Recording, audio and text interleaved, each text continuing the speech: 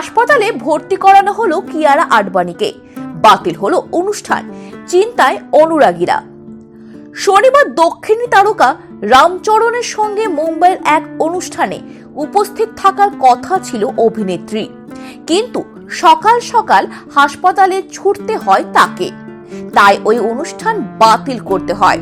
তবে কি কারণে অভিনেত্রীকে হাসপাতালে ভর্তি করানো হচ্ছে তা এখনো জানা যায়নি। কিয়ারার হাসপাতালে ভর্তি হওয়ার খবর প্রকাশ্যে আসতে চিন্তিত হয়ে পড়েন তার অনুরাগীরা। তিনি এখন কেমন আছেন সেই বিষয়ে খোঁজ নেওয়া শুরু করেছেন শুভাকাঙ্ক্ষীরা। যদিও কিয়ারা সহযোগী দলের পক্ষ থেকে এখনো কোনো বিবৃতি দেয়া হয়নি, হাসপাতালে কিয়ারার স্বামী অভিনেতা সিদ্ধার্থ মালহোত্রা পৌঁছেছেন কিনা তাও জানা যায়নি। এই মাসে মুক্তি পেতে চলেছে কিয়ারা ও রামচরণের ছবি গেম চেঞ্জার। সেই ছবি প্রচারে একটি অনুষ্ঠানে শনিবার যোগ দেওয়ার কথা ছিল কিয়ারার। শঙ্কর পরিচালিত এই রাজনৈতিক ছবি নিয়ে বেশ কিছুদিনে ধরে আগ্রহ তৈরি হয়েছিল দর্শকের মধ্যে।